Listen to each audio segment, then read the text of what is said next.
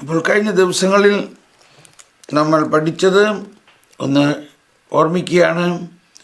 ഏത് സുഹൃതത്താൽ നാം ദൈവത്തെ അവിടുത്തെ പ്രതി തന്നെ സർവോപരി സ്നേഹിക്കുകയും നമ്മുടെ അയൽക്കാരനെ ദൈവസ്നേഹത്തെ പ്രതി നമ്മെപ്പോലെ സ്നേഹിക്കുകയും ചെയ്യുന്നുവോ, ആ ദൈവിക സുഹൃതമാണ് സ്നേഹം.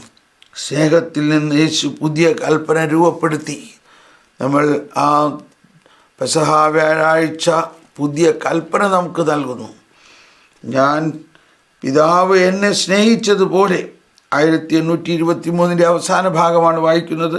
പിതാവ് എന്നെ സ്നേഹിച്ചതുപോലെ ഞാനും നിങ്ങളെ സ്നേഹിച്ചു, എൻ്റെ സ്നേഹത്തിൽ വസിക്കുവിൻ.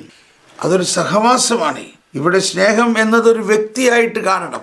പിതാവ് എന്നെ സ്നേഹിച്ചതുപോലെ, അവിടെ പരിശുദ്ധാത്മാവ് ഉണ്ടായിക്കഴിഞ്ഞിരിക്കുന്നു. പിതാവിൻ്റെയും പുത്രൻ്റെയും സ്നേഹമാണ് പരിശുദ്ധാത്മാവാകുന്ന വ്യക്തി.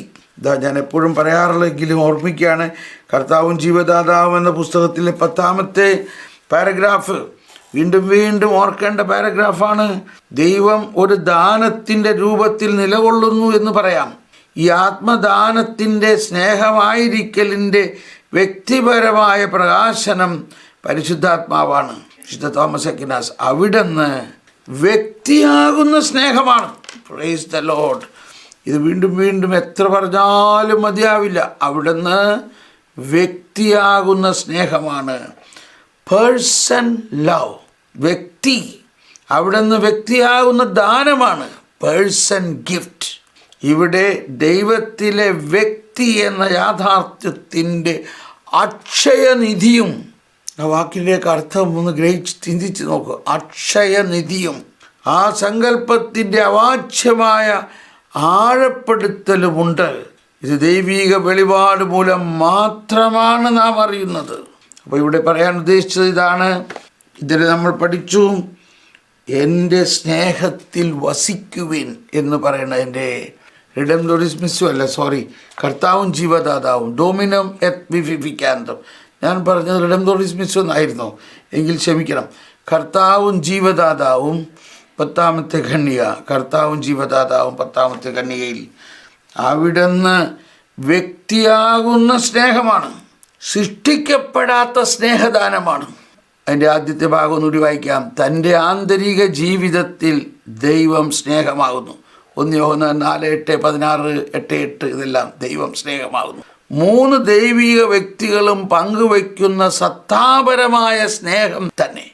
പിതാവിൻ്റെയും പുത്രൻ്റെയും ആത്മാവ് എന്ന നിലയിൽ പരിശുദ്ധാത്മാവാണ് വ്യക്തിപരമായ സ്നേഹം.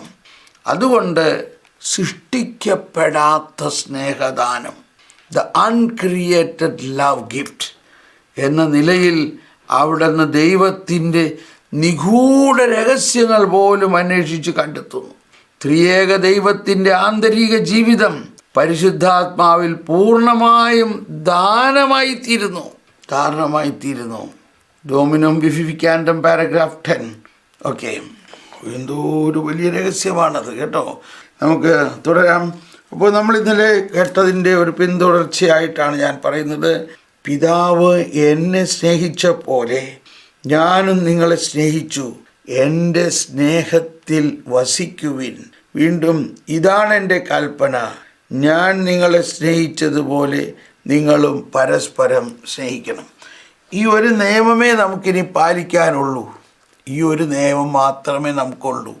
അതാണ് യഹൂദരെ ഫരിസേയരും നിയമജ്ഞരും 10 കൽപ്പനകളെ 600 ശിഷ്ടം എന്ന് പറയും ചിലർ 800 ശിഷ്ടം കൽപ്പനകളാക്കി മാറ്റിക്കൊണ്ട് ഓരോരുത്തരുടെയും പുറകെ നടന്ന് അവരുടെ തെറ്റുകൾ കണ്ടുപിടിച്ച് അവരെ ശിക്ഷിക്കുന്ന ഒരവസ്ഥ ആയിരുന്നുവെങ്കിൽ യേശു ആ 600 ചില്ലാനം കൽപ്പനകളെ ഒറ്റ കൽപ്പനകളിലാക്കി മാറ്റി.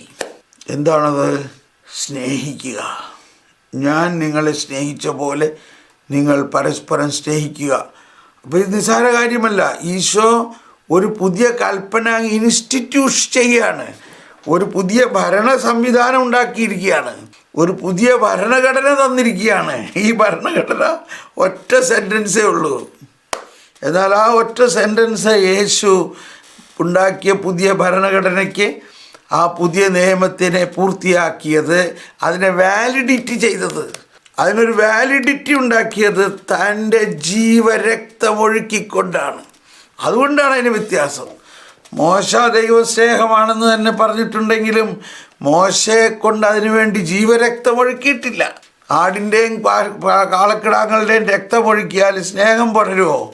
അന്ന് അത്രേ ആയിട്ടുള്ളൂ. എന്നാൽ ഈശോ നമുക്ക് വേണ്ടി തന്ന ഈ പുതിയ ഭരണഘടന, ഈ പുതിയ നിയമത്തെ പ്രാവർത്തികമാക്കാൻ ഈശോ തൻ്റെ രക്തമൊഴുക്കിക്കൊണ്ട് സ്നേഹത്തിൻ്റെ ഒരു ഡെപ്പോസിറ്റ് ഉണ്ടാക്കി. ഒരു അനന്തമായ ഡെപ്പോസിറ്റ്, ഒരിക്കലും അവസാനിക്കാത്ത ഒരു ഡെപ്പോസിറ്റ്.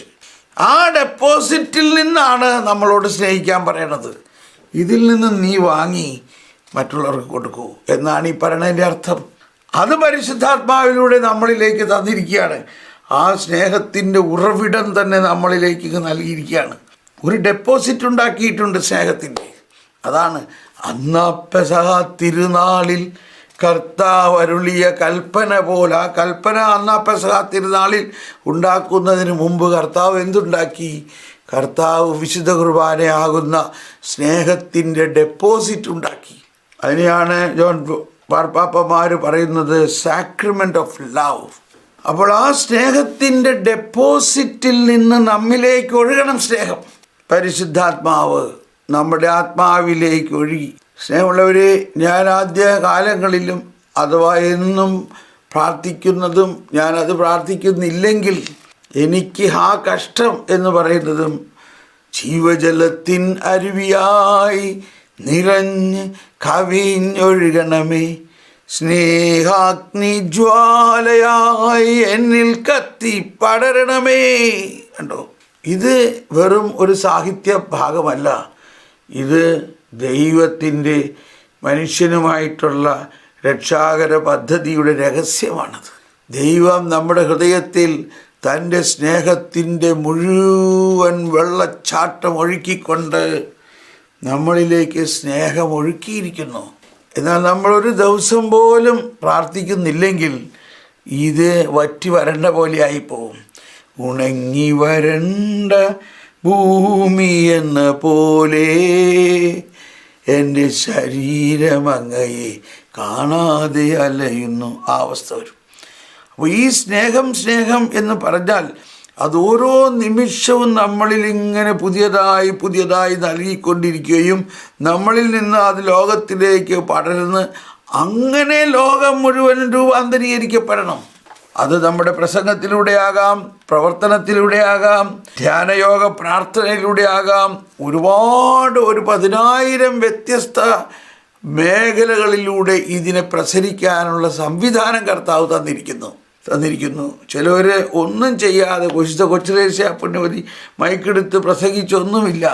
എന്നാൽ ആ പുണ്യവതി ആ സ്നേഹം പറഞ്ഞു, ഞാൻ എൻ്റെ വിളി സഭയുടെ ഹൃദയത്തിലെ, എൻ്റെ അമ്മയായ സഭയുടെ ഹൃദയത്തിൽ സ്നേഹമാകുക എന്നുള്ളതാണ്. എന്നാൽ പാദ്രി പിയോ 3 മണിക്കൂർ വിശുദ്ധ ബലി അർപ്പിക്കുന്നു. കയ്യിൽ നിന്ന് രക്തമൊഴുകുന്നു, ഹൃദയത്തിൽ രക്തമൊഴുകുന്നു, ആളുകൾ ഓടിക്കൂടുന്നു. ആ സ്നേഹ ബലിയിൽ നിന്നുള്ള അനുഭവത്തിൽ പലർക്കും മനസ്സിലാകുന്നില്ല. പലരും ചോദിച്ചു, പിതാവേ, എങ്ങനെയാണ് ഈ പഞ്ചക്ഷതത്തിൻ്റെ വേദനകളോടുകൂടി 3 മണിക്കൂർ ഇങ്ങനെ നിൽക്കുന്നത്? ഈ സ്നേഹബലിയാണേ. പിതാവ് പറഞ്ഞതാണ്, ഞാൻ നിൽക്കുകയല്ലായിരുന്നു, ഞാൻ കുരിശിൽ തൂങ്ങിക്കിടക്കുകയായിരുന്നു. അതാണ് യഥാർത്ഥ ദിവ്യബലി. ആ ദിവ്യബലി സ്നേഹത്തിലൂടെ അർപ്പിക്കേണ്ട സ്നേഹത്തിൻ്റെ കൂദാശയാണ്. സാക്രമെൻ്റ് ഓഫ് ലവ് എന്നാണ്. ബെനഡിക്റ്റ് 16 മാർപ്പാപ്പയുടെ കാലഘട്ടത്തിൽ ഒരു സിനഡ് ഉണ്ടായി. ആ സിനഡിൻ്റെ പേര് തന്നെ Eucharist is the source and summit for Christian life and mission എന്നായിരുന്നു. അതിനുശേഷം പിതാവ് എഴുതിയ അപ്പസ്തോലിക പ്രബോധനമാണ് സാക്രമെൻ്റ് ഓഫ് ലവ്. ഓക്കെ, ഇനി നമ്മൾ ഈ പാരഗ്രാഫിലേക്ക് കടക്കാം. 1824. പരിശുദ്ധാത്മാവിൻ്റെ ഫലവും നിയമത്തിൻ്റെ പൂർത്തീകരണവുമായ സ്നേഹം. പരിശുദ്ധാത്മാവിൻ്റെ ഫലവും നിയമത്തിൻ്റെ പൂർത്തീകരണവുമായ സ്നേഹം. ദൈവത്തിൻ്റെയും അവിടുത്തെ ക്രിസ്തുവിൻ്റെ കൽപ്പനകളെ പാലിക്കുന്ന എൻ്റെ സ്നേഹത്തിൽ വസിക്കുവിൻ. പാലിക്കുന്നു. പരിശുദ്ധാത്മാവിൻ്റെ ഫലവും എല്ലാവരും ശ്രദ്ധിച്ച് സാവധാനം വായിക്കണം. നിയമത്തിൻ്റെ പൂർത്തീകരണവുമായ സ്നേഹം. ദൈവത്തിൻ്റെയും അവിടുത്തെ ക്രിസ്തുവിൻ്റെ കൽപ്പനകളെ പാലിക്കുന്നു. അതായത് പഴയ നിയമത്തിലെ മോശയിലൂടെ നൽകപ്പെട്ടിരിക്കുന്ന കൽപ്പനകളും ക്രിസ്തു നൽകപ്പെട്ടിരിക്കുന്ന കൽപ്പനകളും പാലിക്കുന്നു. എൻ്റെ സ്നേഹത്തിൽ വസിക്കുവിൻ. നിങ്ങൾ എൻ്റെ കൽപ്പനകൾ പാലിച്ചാൽ എൻ്റെ സ്നേഹത്തിൽ വസിക്കും. അപ്പോൾ അന്ത്യത്താഴത്തിൽ സ്നേഹത്തിൻ്റെ ഈ പുതിയ പ്രമാണം നൽകിയതിന് ശേഷം 13-ാം അധ്യായത്തിൽ 14-ാം അധ്യായത്തിൽ മുഴുവനും ത്രിത്വൈക ദൈവത്തിൻ്റെ രഹസ്യങ്ങൾ പ്രഘോഷിച്ചു.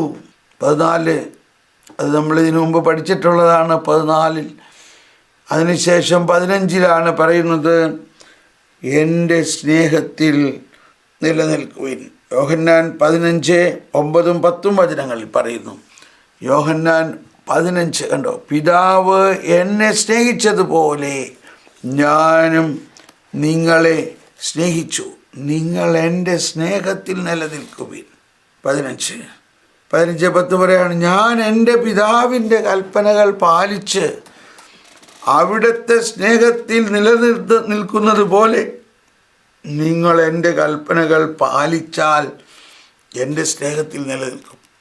ഇതാണ് ഏറ്റവും പ്രധാനപ്പെട്ട കൽപ്പന. മത്തായി 22 നമ്മൾ ഈ കഴിഞ്ഞ ദിവസങ്ങളിൽ വീണ്ടും എടുത്തു നോക്കിയായിരുന്നു.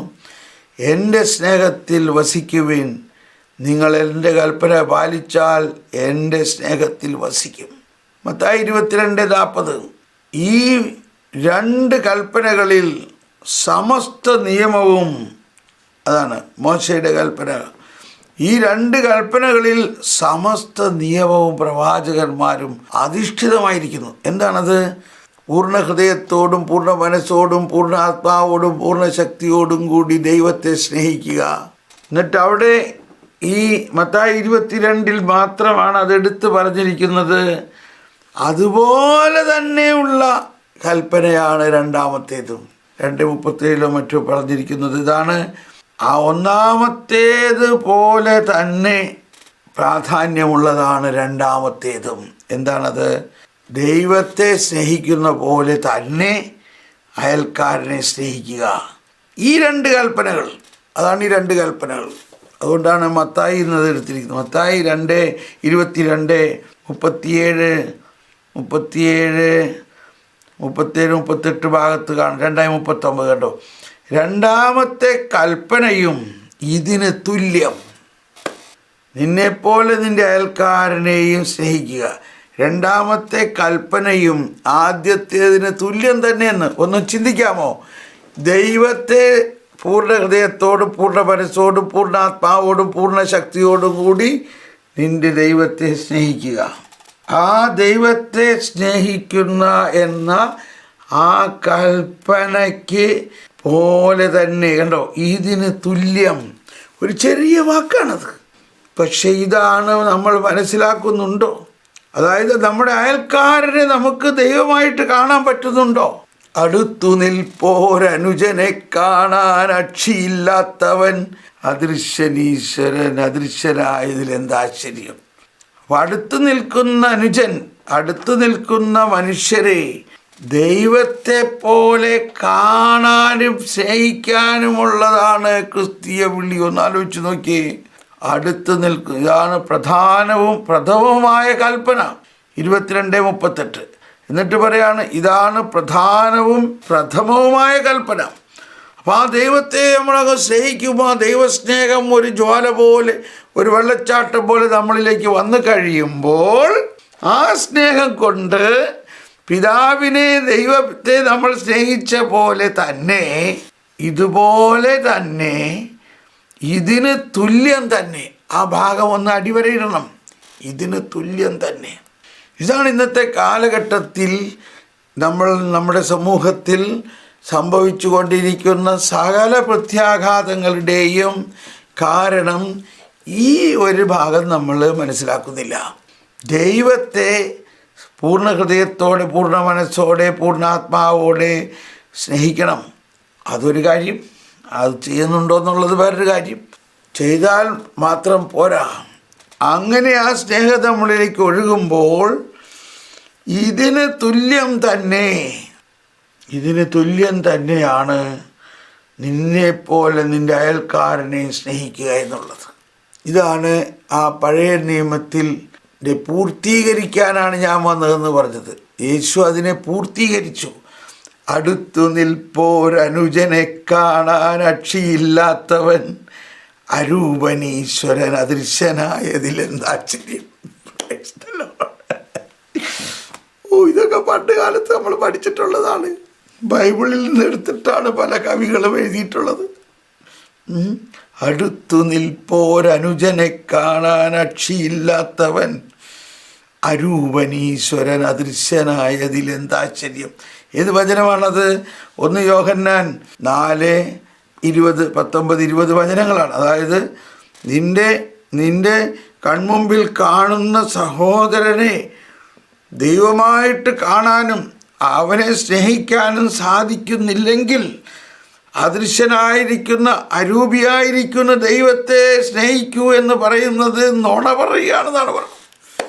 ഈ യോഹന്നാൻ ശ്ലീഹ ചില സമയത്ത് ഭയങ്കര ഇങ്ങനത്തെ ചില പ്രയോഗം ജൂദാസിൻ്റെ കാര്യത്തിൽ പറയാണ് അവൻ കള്ളനാണെന്ന്. ഇവിടെ പറയാണ് നുണയനാണെന്ന്. ആര് നുണയൻ? നോക്ക്, നമ്മളെവിടെയായിപ്പോ? എന്നോട് ക്ഷമിക്കണേ. നമ്മൾ നുണയനാണോ? ഈ വചനം വെച്ചൊന്ന് നോക്കിയേ. അടുത്ത് നിൽക്കുന്ന സഹോദരനെ സ്നേഹിക്കാൻ പറ്റാത്തവൻ അദൃശ്യനായ ദൈവത്തെ സ്നേഹിക്കുന്നു എന്ന് പറയുന്നുണ്ടെങ്കിൽ അത് നുണയനാണ്. ഇത് വെച്ചിട്ട് നമ്മൾ ഈ കാലഘട്ടത്തിൽ എത്ര പേര് നുണയനല്ലാത്തവരുണ്ടെന്ന് നോക്ക്. നമുക്ക് തന്നെ അറിയാം നമ്മളെന്തോ ഒരു വലിയ നുണയനാണ്. നമുക്ക് പറ്റില്ല. ആരാണ് ഈ അടുത്ത് നിൽക്കുന്ന അനുജൻ? എല്ലാ ജാതി മതസ്ഥരും യേശുവിൻ്റെ സഹോദരരാണ്. ഇതാണ് വിപ്ലവാത്മകമായ ഒരു കാര്യമാണ് സുവിശേഷം എന്ന് പറയുന്നത്. ശുഭ ഇങ്ങനെ വിളിച്ച് പറയാൻ സുവിശേഷം ആവില്ല. അതിൻ്റെ അകത്ത് അടങ്ങിയിരിക്കുന്ന സ്നേഹജ്വാലയെ പ്രസരിപ്പിക്കാൻ നമ്മുടെ ആത്മാവ് സ്നേഹത്താൽ ജ്വലിച്ചാൽ മാത്രമേ സുവിശേഷമാകുള്ളൂ. അതിന് മാർപ്പാപ്പാമാരുടെ പ്രബോധനങ്ങളെ, പള്ളിപ്രസംഗങ്ങൾ കേൾക്കണം. അവർ നമുക്ക് മോഡലാണ്. പള്ളിപ്രസംഗം നടത്തുന്നവരും സുവിശേഷ പ്രസംഗം നടത്തുന്നവരും എല്ലാം കർത്താവ് നമുക്ക് തന്നിരിക്കുന്ന ചില മോഡലുകളുണ്ട്. ആ മോഡലാണ് ഈ മാർപ്പാപ്പാമാരെല്ലാം. ജോൺ 23 മാർപ്പാപ്പയുടെ പ്രസംഗം കേൾക്ക്, പോൾ 6 മാർപ്പാപ്പയുടെ പ്രസംഗം കേൾക്ക്, ജോൺ പോൾ 2 മാർപ്പാപ്പയുടെ പ്രസംഗം കേൾക്ക്, ബെനഡിക്റ്റ് പിതാവിൻ്റെ പ്രസംഗം കേൾക്ക്, ഫ്രാൻസിസ് മാർപ്പാപ്പയുടെ പ്രസംഗം കേൾക്ക്. ഫ്രാൻസിസ് മാർപ്പാപ്പ എല്ലാ ദിവസവും പ്രസംഗിക്കണോ? നമ്മളെത്ര ക്രിസ്ത്യാനികൾ ആ പ്രസംഗം കേൾക്കുന്നുണ്ട് പറയും. ഇവരെ ദൈവം അയച്ചിരിക്കുന്ന ഇടയന്മാരാണ്. അവർ പോലെ നമ്മളാകാൻ വേണ്ടിയും നമുക്ക് മാതൃക നൽകാൻ വേണ്ടിയും അവരുടെ പ്രസംഗത്തിൽ അവരാരെയും വിമർശിക്കുന്നില്ല എന്നുള്ളതാണ് അടിവരയിടേണ്ട കാര്യം. അവർ യേശു പ്രസംഗിച്ച പോലെയാണ് പ്രസംഗിക്കുന്നത്. അവരും പറയുന്നുണ്ട്, ശത്രുക്കളെക്കുറിച്ചെല്ലാം പറയുന്നുണ്ട്. എന്താണ് അവർ പറഞ്ഞത്? ശത്രുക്കളെ സ്നേഹിക്കണം, ശത്രുക്കളെ മാറ്റി നിർത്തുക എന്നതാണെങ്കിൽ നമ്മൾ നമ്മൾ നുണ പറയുന്നു. ക്രിസ്തുവിൻ്റെ സ്നേഹം നമ്മളിലില്ല. ഈശോ തന്നെ ഈശോ പ്രസംഗിച്ച ഒരു പ്രസംഗം ഞാൻ പറയാം. ഈശോ പറയാണ്, ചെന്നായ്ക്കളെ സൂക്ഷിക്കണം. ചെന്നായ്ക്കളുടെ നാട്ടിലേക്ക് കുഞ്ഞാടുകളെ പോലെയാണ് ഞാൻ നിങ്ങളെ അയക്കുന്നത്. നിങ്ങൾ പ്രതികരിക്കണമെന്നാണോ പറയണേ? നിങ്ങൾ നിഷ്കളങ്കരായിരിക്കണം, എന്നാൽ സർപ്പത്തെ പോലെ വിവേകമുള്ളവരായിരിക്കണം. ഈശോ പ്രസംഗിച്ചാണ്. ഇതാർക്കെങ്കിലും എന്തെങ്കിലും ഒരു വർഗീയതയോ പിടിക്കാൻ പറ്റുമോ? എന്നാൽ കേൾക്കേണ്ടവന് കാര്യം മനസ്സിലായി. എന്നിട്ട് അതുപോലെ തന്നെ ഈശോ 10-ാം അധ്യായത്തിൽ പറഞ്ഞു, എൻ്റെ കുഞ്ഞാടുകളിൽ ഒന്നിനെപ്പോലും മോഷ്ടിക്കാനോ അല്ലെങ്കിൽ ചെന്നായി പിടിച്ചു കൊണ്ടുപോകാനോ ഞാൻ സമ്മതിക്കില്ല. അതുകൊണ്ട് ഞാനിങ്ങനെ പ്രസംഗിക്കും, എൻ്റെ വിശ്വാസി സമൂഹമേ, നമ്മൾ കർത്താവ് ഈശോ മിശിഹായുടെ മക്കളാണ്. ഈശോ മിശിഹ നമ്മളിൽ വസിക്കുന്നു. നമ്മളെ ഒരു ചെന്നായിയും പിടിക്കാൻ വരില്ല. നമ്മൾ യേശു ക്രിസ്തുവിൽ വിശ്വസിക്കുകയാണെങ്കിൽ ഈശോ പറയാണ്, എൻ്റെ കുഞ്ഞാടുകളെ ഒരു ചെന്നായി പോലും പിടിച്ചുകൊണ്ട് പോകാൻ ഞാൻ സമ്മതിക്കില്ല. നമ്മളെ ഈശോ സർവജ്ഞനായ ഭരണകർത്താവ്, ഈശോ നമ്മളെ കടാക്ഷിച്ചുകൊണ്ടിരിക്കുകയാണ്. സ്നേഹമുള്ളവരെ, അതുകൊണ്ട് നിങ്ങൾ യേശുവിൽ ശരണപ്പെടുക, നമ്മുടെ വിശ്വാസത്തിൽ വളരുക, നമ്മുടെ വിശ്വാസത്തിൻ്റെ നാഥനായ യേശുവിനെ മുന്നിൽ കണ്ടുകൊണ്ട് ഓടുക, ശത്രുക്കളെ സ്നേഹിക്കുക. ഇതാണ് ഒരു പള്ളി പ്രസംഗം. ഇങ്ങനൊന്ന് പ്രസംഗിച്ചു നോക്ക്. അപ്പോൾ നമ്മുടെ സ്നേഹം തുളുമ്പണമെങ്കിൽ യേശുവിൻ്റെ സ്നേഹത്തിൻ്റെ അഗ്രാഹ്യമായ വ്യാപ്തിയെ നമുക്ക് ഉൾക്കൊള്ളാൻ പറ്റില്ലെങ്കിലും അതിനെക്കുറിച്ചൊരു ധാരണയെങ്കിലും നമുക്ക് വേണം. അതിനെക്കുറിച്ചുണ്ടാകുന്ന ഏറ്റവും പ്രധാന ധാരണ 735-ാമത്തെ പാരഗ്രാഫിലേക്ക് പോകാം. ഇവിടെ പറയുകയാണ്, എന്നിട്ട് അവിടെ നിന്ന് നമുക്ക് നമ്മുടെ അവകാശത്തിൻ്റെ അച്ചാരം, പരിശുദ്ധാത്മാവിൻ്റെ ദാനത്തെക്കുറിച്ചാണ്, അഥവാ ആദ്യഫലങ്ങൾ തരുന്നു. പരിശുദ്ധ ത്രിത്വത്തിൻ്റെ ജീവിതം തന്നെയാണത്. Praise the Lord. ആലോചിച്ച് നോക്കിയേ, അവിടുന്ന് നമുക്ക് നമ്മുടെ അവകാശത്തിൻ്റെ, നമ്മൾ ദൈവമക്കളായതുകൊണ്ട് നമുക്ക് അവകാശമുണ്ട്. എന്താണ് നമ്മുടെ അവകാശം? ദൈവം തന്നെയാണ് നമ്മുടെ അവകാശം. കർത്താവാണെൻ്റെ ഓഹരിയും പാനപാത്രവും അവിഭാജ്യമായ ദാനമാണ് എനിക്ക് അളന്ന് കിട്ടിയിരിക്കുന്നത്. അതാണ് അവകാശം. കർത്താവാണ് എൻ്റെ അവകാശം. അപ്പോൾ എന്നിട്ട് അവിടെ നിന്ന് നമുക്ക് നമ്മുടെ അവകാശത്തിൻ്റെ അച്ചാരം അഥവാ ആദ്യഫലങ്ങൾ തരുന്നു. പരിശുദ്ധ ത്രിത്വത്തിൻ്റെ ജീവിതം തന്നെയാണത്. അപ്പം എന്താ പരിശുദ്ധ ത്രിത്വത്തിൻ്റെ ജീവിതം എന്ന് പറഞ്ഞാൽ? സ്നേഹമാണ്. പിതാവും പുത്രനും തമ്മിലുള്ള സ്നേഹവും, പിതാവും പരിശുദ്ധാത്മാവും, പരിശുദ്ധാത്മാവും പുത്രനും, ആ സ്നേഹ കൂട്ടായ്മയാണ്. ദൈവം ഏകാന്തനല്ല. ദൈവം വ്യത്യസ്തതയുള്ള 3 വ്യക്തികളാണ്. പിതാവ് പുത്രനല്ല, പുത്രൻ പിതാവല്ല, പിതാവും പുത്രനും പരിശുദ്ധാത്മാവല്ല. ഈ 3 പേരും വ്യതിരിക്തതയുള്ളവരാണ്.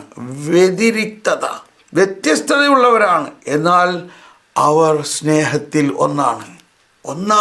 അത് ഒരു ദൈവമാണ്. അതാണ് ഒരു ദൈവത്തിൽ 3 വ്യക്തികൾ എന്ന് പറയുന്നത് സ്നേഹക്കൂട്ടായ്മയിലൂടെയാണ്. അതിൻ്റെ അച്ചാരത്തെ നമുക്ക് തന്നിരിക്കുന്നു. അച്ചാരം നമുക്ക് നല്ലതായിട്ട് അറിയാവുന്ന ഒരു വാക്കാണ് അച്ചാരം.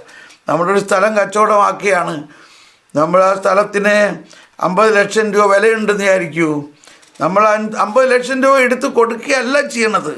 നമ്മൾ 10,000 രൂപ കൊടുത്തു, അച്ചാരം കൊടുത്തിട്ട് കരാർ എഴുതി. കണ്ടോ, ഈ സ്ഥലം ഇത്ര ദിവസങ്ങൾക്കകം, ഇത്ര മാസങ്ങൾക്കകം ബാക്കി മുഴുവനും പൈസ തന്ന് ഞാൻ ആ തീരെടുത്തോളാം എന്ന് എഴുതി ഒപ്പിട്ട്, സാക്ഷികളുണ്ട്, സാക്ഷികൾ എഴുതി ഒപ്പിട്ട് കൊടുത്തു.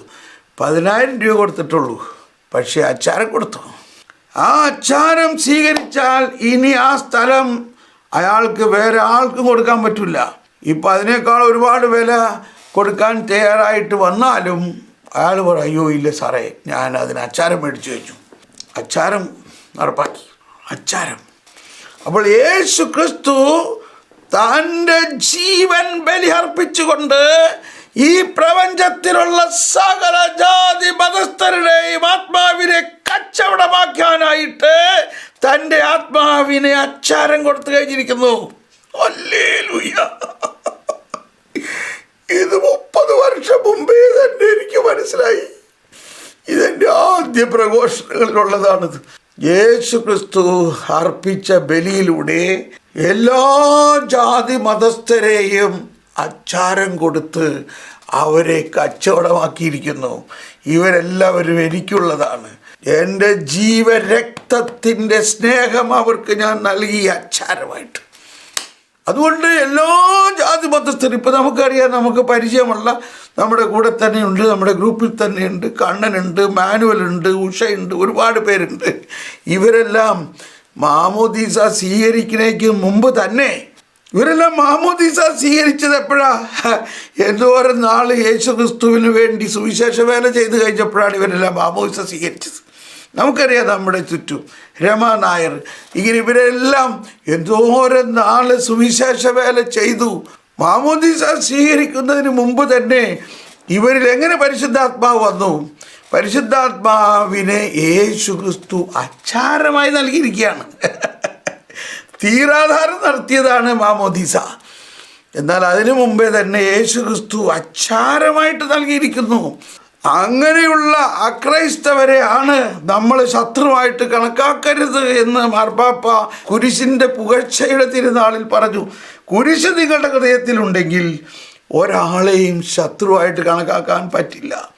കാരണം ഈ കുരിശിലൂടെയാണ് അവന് വേണ്ടി കർത്താവ് ബലിയർപ്പിച്ച് അവരെ നേടിക്കഴിഞ്ഞിരിക്കുന്നു എന്നുള്ള ഒരു സ്നേഹവിശ്വാസം നമ്മുടെ ആത്മാവിലുണ്ടാകണം.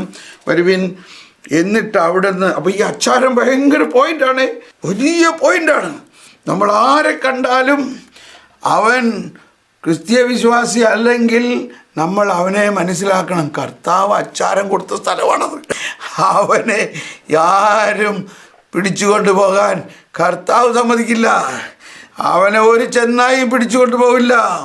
പിന്നെയാണോ നമ്മുടെ മക്കളെ വിശ്വാസത്തിൽ വളർത്തേണ്ടത് നമ്മൾ മാതാപിതാക്കളുടെ ദൗത്യമാണ്, സഭയുടെ ദൗത്യമാണ്. നമ്മുടെ മക്കളെ ചെന്നായി പിടിച്ചുകൊണ്ടുപോകണമെന്ന് പറഞ്ഞിട്ട് ചെന്നായിടെന്ന് പറയുക നടന്നിട്ട് എന്താ കാര്യം? നമ്മുടെ മക്കളെ വിശ്വാസത്തിലും വളർത്തേണ്ടതിൻ്റെ ആവശ്യകത ഇപ്പോഴും നമ്മൾ മനസ്സിലാക്കുന്നില്ല. നമ്മൾ അതിന് പകരം ചെന്നായിയുടെ പുറകെ പോവുകയാണ്. എടാ ചെന്നായി, നീ ഞങ്ങളുടെ വീട്ടിൽ കയറരുത് എന്ന് പറഞ്ഞുകൊണ്ട്. മറിച്ച് നമ്മുടെ മക്കളെ വിശ്വാസത്തിലും സ്നേഹത്തിലും വളരുകയാണെങ്കിൽ നമ്മുടെ മക്കളെ ഒരു ചെന്നായിക്കും പിടിച്ചുകൊണ്ടുപോകാൻ പറ്റില്ല.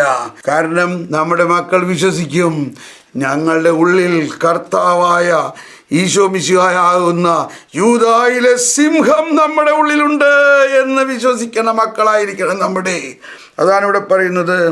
എന്നിട്ട് അവിടെ നിന്ന് നമുക്ക് നമ്മുടെ അവകാശത്തിൻ്റെ അച്ചാരം അഥവാ ആദ്യഫലങ്ങൾ തരുന്നു. ആദ്യഫലം എവിടെ നിന്നാണ് ഈ ആദ്യഫലം ഉണ്ടായത്? ഈ ആദ്യഫലം ഉണ്ടായത് ആ മരത്തിൽ നിന്ന്. ഏത് മരത്തിൽ? മരത്താലേ വന്ന പാപങ്ങൾ മരത്താലേ മായ്ക്കുവാനായി മരത്തിന്മേലാർദ്രനാം ഈശോ മരിക്കുന്നു. ആ മരത്തിൽ നിന്നാണ്, ആ കുരിശാകുന്ന മരത്തിൽ.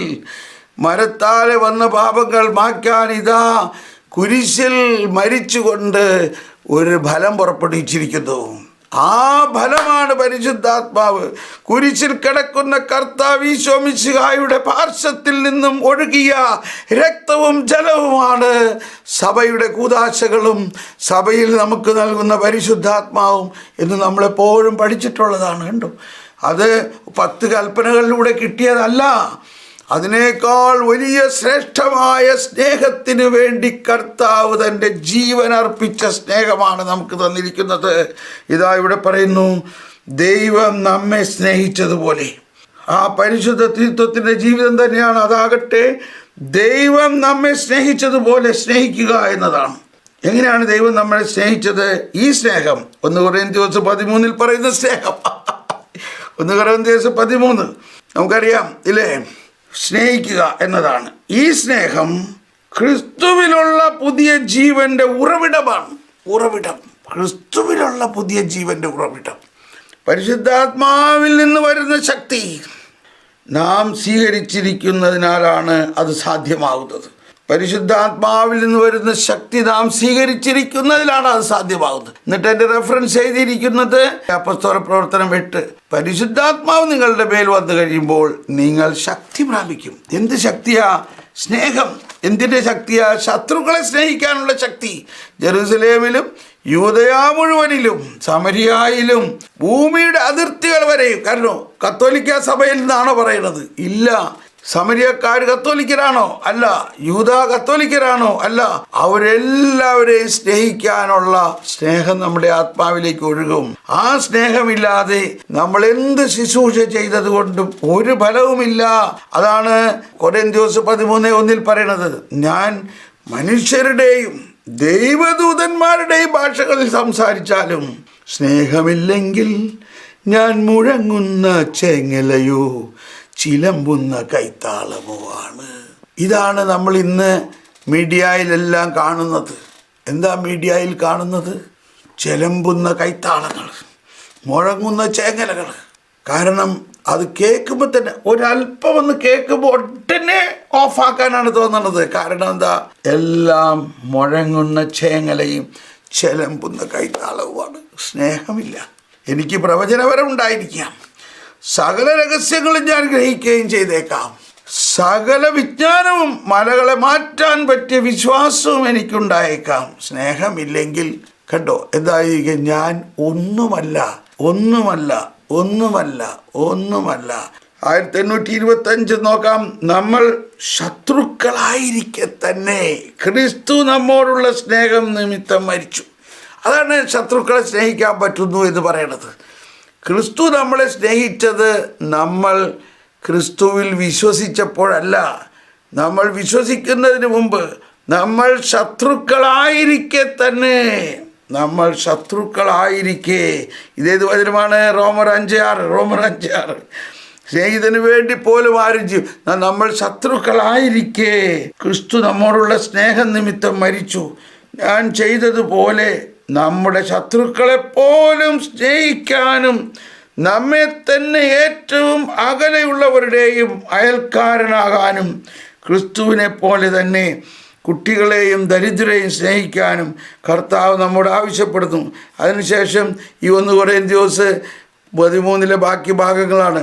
സ്നേഹം വിദ്വേഷം പുലർത്തുന്നില്ല, സ്നേഹം ദീർഘക്ഷമയുള്ളതാണ്, ദയയുള്ളതാണ്, സ്നേഹം അസൂയപ്പെടുന്നില്ല, സ്നേഹം ആത്മപ്രശംസ ചെയ്യുന്നില്ല, സ്നേഹം അഹങ്കരിക്കുന്നില്ല, സ്നേഹം അനുചിതമായി പെരുമാറുന്നില്ല, സ്നേഹം സ്വാർത്ഥമന്വേഷിക്കുന്നില്ല, സ്നേഹം വിദ്വേഷം പുലർത്തുന്നില്ല, സ്നേഹം അനുമതിയിൽ സന്തോഷിക്കുന്നില്ല, സ്നേഹം സത്യത്തിൽ ആഹ്ലാദം കൊള്ളുന്നു, സ്നേഹം സകലതും സഹിക്കുന്നു, സ്നേഹം സകലതും വിശ്വസിക്കുന്നു, സ്നേഹം സകലതും പ്രത്യാശിക്കുന്നു, സ്നേഹം സകലത്തെയും അതിജീവിക്കുന്നു, സ്നേഹം സകലത്തെയും അതിജീവിക്കുന്നു. അതിനുശേഷം 604 പറയുന്നത്, നമ്മുടെ പാപങ്ങൾക്ക് വേണ്ടി സ്വപുത്രനെ പരിത്യജിച്ചുകൊണ്ട് നമ്മെ പ്രതിയുള്ള തൻ്റെ പദ്ധതി നമ്മുടെ ഏതർഹതയ്ക്കും അതീതമായി പദ്ധതിയാണെന്ന് അത്യുദാര സ്നേഹത്തിൻ്റെ ദൈവം വെളിപ്പെടുത്തി. നാം ദൈവത്തെ സ്നേഹിച്ചു എന്നതിലല്ല, അവിടുന്ന് നമ്മെ സ്നേഹിക്കുകയും നമ്മുടെ പാപങ്ങൾക്ക് പരിഹാരബലിയായി സ്വപുത്രനെ അയക്കുകയും ചെയ്തു എന്നതിലാണ് സ്നേഹം. നാം പാപികളായിരിക്കെ ക്രിസ്തു നമുക്ക് വേണ്ടി മരിച്ചു. അങ്ങനെ നമ്മോടുള്ള തൻ്റെ സ്നേഹം ദൈവം പ്രകടമാക്കിയിരിക്കുന്നു. അതാണ് 1 യോഹന്നാൻ 4 പറയണത്. 1 യോഹന്നാൻ 4, അടുത്തു നിൽപ്പോരനുജനെ കാണാൻ അക്ഷിയില്ലാത്തവൻ അരൂപനീശ്വരൻ അദൃശ്യനായിരിക്കുന്നതിൽ എന്താശ്ചര്യം. വരുവിൻ സ്നേഹമുള്ളവരെ, കർത്താവ് ആഗ്രഹിക്കുന്നത് ഒരു പുതിയ തരംഗമാകണം നമ്മൾ, ഒരു പുതിയ സുവിശേഷ തുടിപ്പാകണം നമ്മൾ. സുവിശേഷം എന്ന് പറഞ്ഞാൽ തന്നെ ഈ സ്നേഹമാണ്.